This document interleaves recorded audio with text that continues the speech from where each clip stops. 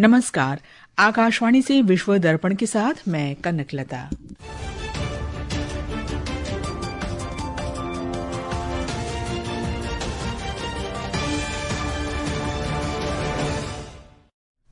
America के राष्ट्रपति Donald Trump ने बहुमूल्य दुर्लभ खनिजों के निर्यात पर चीन के नियंत्रण के जवाब में चीन से आयातित वस्तुओं पर 100% अतिरिक्त शुल्क लगाने की घोषणा की। फ्रांस के राष्ट्रपति इमैनुअल मैक्रों ने सेबेस्टियन लेकोर्नु को फिर से देश का प्रधानमंत्री नियुक्त किया। युद्ध विराम समझौते के लागू होने के बाद से इजरायल द्वारा गजा से अपने सैनिकों को वापस बुलाने के साथ ही हजारों फलस्तीनी अपने घर लौट रहे हैं और संयुक्त राष्ट्र सुरक्षा परिषद के सदस्यों ने कथित नशीली दवाओं और जहाजों पर हमलों को लेकर अमेरिका तथा वेनेजुएला के बीच तनाव पर चिंता व्यक्त की।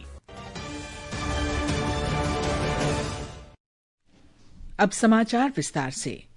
अमेरिका के राष्ट्रपति डोनाल्ड ट्रंप ने कहा है कि अगले महीने से चीन से आयातित वस्तुओं पर 100% अतिरिक्त शुल्क लगाया जाएगा। यह शुल्क बहुमूल्य दुर्लभ खनिजों के निर्यात पर चीन के नियंत्रण के जवाब में होगा। सोशल मीडिया पोस्ट में राष्ट्रपति ट्रंप ने कहा कि ये अतिरिक्त शुल्क 1 नवंबर से लागू हो जाएंगे। उन्होंने कहा कि उनका प्रशासन महत्वपूर्ण सॉफ्टवेयर के निर्यात पर भी नियंत्रण लागू करेगा, जो 1 नवंबर से ही प्रभावी होंगे। एक रिपोर्ट। ये 100% शुल्क चीन से आने वाले सामानों पर अमेरिका के 30% शुल्क में जुड़ जाएगा, यानी चीन के आयात पर कुल शुल्क 130% हो जाएगा। राष्ट्रपति ट्रंप ने बाद में सुझाव दिया कि अगर चीन अपने निर्यात नियंत्रण हटा देता है तो शुल्क वापस लिया जा सकता है। दुनिया में दुर्लभ मृदा तत्वों के सबसे बड़े उत्पादक चीन ने बृहस्पतिवार को घोषणा की थी कि वो 5 अतिरिक्त तत्वों के निर्यात पर अपने प्रतिबंध बढ़ाएगा और कई दर्जन शोधन तकनीकों को अपनी निर्यात नियंत्रण सूची में शामिल करेगा। चीन ने उसकी वस्तुओं का उपयोग करने वाले दुर्लभ मृदा तत्वों के विदेशी उत्पादों के लिए नए नियमों की भी घोषणा की थी, जिसका अनुपालन करना अनिवार्य होगा। विश्व दर्पण के लिए समाचार कक्ष से मैं मुकेश कुमार। विदेश मंत्री एस जयशंकर ने पहलगाम आतंकी हमले की कड़ी निंदा करने के लिए अफगानिस्तान की प्रशंसा की है। नई दिल्ली में डॉक्टर जयशंकर ने अफगानिस्तान के विदेश मंत्री मौलवी अमीर खान मुत्ताकी के साथ वार्ता के बाद ये बात कही। उन्होंने क्षेत्र में शांति, स्थिरता और आपसी विश्वास को बढ़ावा देने पर जोर दिया। भारत और अफगानिस्तान ने क्षेत्रीय देशों से संचालित आतंकवाद के सभी कृत्यों की निंदा की। अफगानिस्तान के विदेश मंत्री ने कहा कि अफगान सरकार किसी भी समूह या व्यक्ति को भारत के विरुद्ध अफगानिस्तान की धरती का इस्तेमाल करने की अनुमति नहीं देगी। फ्रांस के राष्ट्रपति इमैनुअल मैक्रों ने सेबेस्टियन लेकोर्नु को उनके त्यागपत्र देने के कुछ ही दिनों बाद फिर से देश का प्रधानमंत्री नियुक्त कर दिया है। श्री मैक्रों ने श्री लेकोर्नु से राजनीतिक गतिरोध समाप्त करने के लिए सरकार बनाने और बजट पेश करने का प्रयास करने को कहा है। एक रिपोर्ट। नियुक्ति की घोषणा के बाद श्री लेकोर्नु ने सोशल मीडिया पोस्ट में कहा कि उन्होंने प्रधानमंत्री पद की पेशकश स्वीकार कर ली है। उन्होंने कहा कि उन्हें वर्ष के अंत तक फ्रांस का बजट पेश करने और देशवासियों की दैनिक समस्याओं का समाधान करने का कार्य दिया गया है। श्री लेकोर्नु ने कहा कि नई सरकार में शामिल सभी लोगों को वर्ष 2027 में राष्ट्रपति का चुनाव लड़ने की महत्वाकांक्षाएं त्यागनी होंगी। श्री लेकोर्नु ने नए मंत्रिमंडल के गठन के कुछ ही घंटों बाद सोमवार को अचानक इस्तीफा दे दिया था। विश्व दर्पण के लिए मैं मुकेश कुमार बल। रूस के राष्ट्रपति व्लादिमीर पुतिन ने कहा है कि रूस नए सामरिक हथियार विकसित कर रहा है। उन्होंने ये भी कहा कि हथियारों की होड़ पहले से ही जारी है। ताजिकिस्तान में एक शिखर सम्मेलन में कल श्री पुतिन ने कहा कि अगर अमेरिका अगले वर्ष समाप्त होने वाली परमाणु हथियार संधि में निर्धारित आयुध सीमा को बढ़ाने से इनकार करता है तो ये रूस के लिए कोई मायने नहीं रखेगा। राष्ट्रपति पुतिन ने कहा कि अगर दोनों देशों के बीच हथियार नियंत्रण ढांचे में कोई बदलाव नहीं आता है तो ये बड़ी ही निराशाजनक बात होगी। रूस ने कहा है कि अगर अमेरिका भी ऐसा करने को तैयार है तो फरवरी में समाप्त होने वाली नई स्टार्ट संधि में निर्धारित हथियारों की सीमा को स्वेच्छा से बढ़ाने को तैयार है। अमेरिका ने अभी तक इस प्रस्ताव पर औपचारिक रूप से सहमति व्यक्त नहीं की है। इस समझौते के अंतर्गत प्रत्येक देश 1550 से अधिक परमाणु हथियार और 700 से अधिक मिसाइलें तथा बमवर्षक तैनात नहीं कर सकता। फरवरी 2011 में लागू हुई नई स्टार्ट संधि रूस और अमेरिका के बीच अंतिम प्रमुख हथियार नियंत्रण समझौता है। विश्व दर्पण समाचार आकाशवाणी से प्रसारित किए जा रहे हैं। ताज़ा समाचार जानने के लिए आप हमारे social media handle @AIR news Hindi को फॉलो कर सकते हैं। विश्व दर्पण में आपका फिर स्वागत है। अमेरिका की मध्यस्थता में हुए युद्ध विराम समझौते के बाद हजारों फलस्तीनी नागरिक उत्तरी गजा पट्टी की ओर लौट रहे हैं। इस समझौते से इजरायल हमास युद्ध समाप्त होने की उम्मीदें बढ़ गई हैं।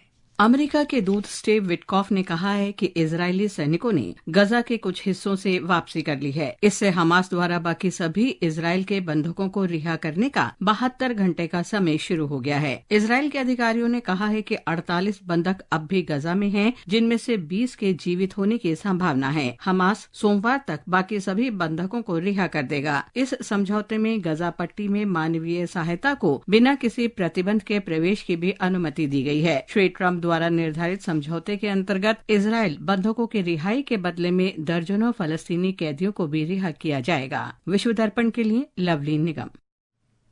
संयुक्त राष्ट्र सुरक्षा परिषद के सदस्यों ने अमेरिका और वेनेजुएला के बीच बढ़ते तनाव पर चिंता व्यक्त की है।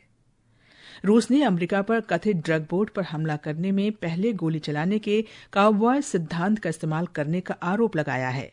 संयुक्त राष्ट्र में रूस के राजदूत वसीली नेबेंजिया ने सुरक्षा परिषद की बैठक में कहा कि वेनेजुएला के पास ये मानने के पूरे कारण हैं कि अमेरिका उसके खिलाफ धमकियों से आगे बढ़कर कार्रवाई कर सकता है।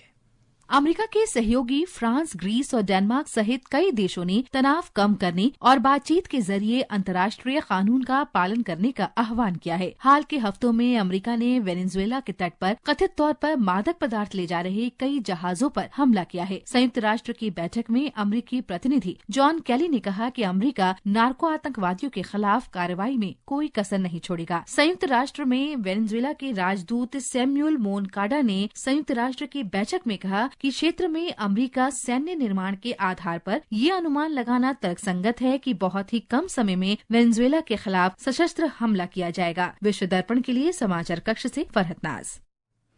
अमेरिका के टेनेसी में कल सेना के विस्फोटक उत्पादन संयंत्र में हुए धमाके के बाद 19 लोग लापता हैं। हम्फ्रीज काउंटी के शेरिफ क्रिस डेविस ने बताया कि विस्फोट के बाद 4-5 लोगों को अस्पताल में भर्ती कराया गया है। दुर्घटना में कई लोगों की मौत की खबर है। राहत और बचाव कार्य जारी है। विस्फोट के कारणों की अभी पुष्टि नहीं हो पाई है। टेनेसी के गवर्नर बिल ली ने इसे एक दुखद घटना बताया है और कहा है कि वे मौजूदा स्थिति पर नजर रखे हुए हैं। वर्ष 2025 का नोबेल शांति पुरस्कार वेनेजुएला की मारिया कोरिना मचाडो को दिया जाएगा। उन्हें वेनेजुएला के लोगों के लोकतांत्रिक अधिकारों को बढ़ावा देने के अथक प्रयासों के लिए चुना गया है। वेनेजुएला में आयरन लेडी के नाम से मशहूर मचाडो को टाइम पत्रिका की 2025 की 100 सबसे प्रभावशाली लोगों की सूची में शामिल किया गया था। पर्यावरण, वानिकी और जलवायु परिवर्तन राज्य मंत्री कीर्तिवर्धन सिंह ने अबुधाबी में IUCN विश्व संरक्षण कांग्रेस के दौरान IUCN के अध्यक्ष रजान खलीफा अल मुबारक के साथ एक उच्च स्तरीय गोलमेज बैठक में भारत के हस्तक्षेप का नेतृत्व किया।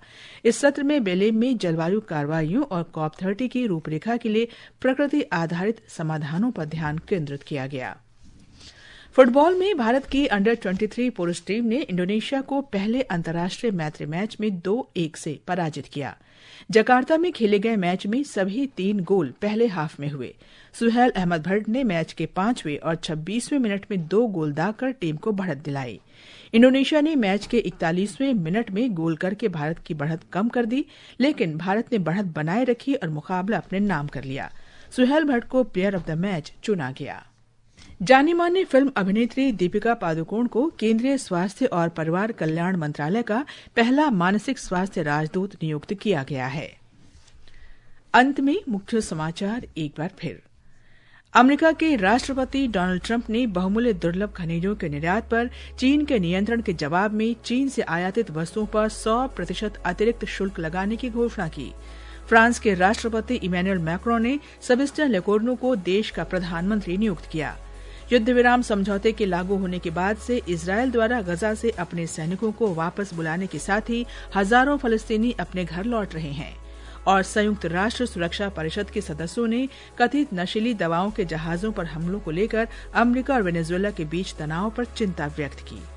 इसके साथ ही विश्व दर्पण का ये अंक समाप्त हुआ। नमस्कार।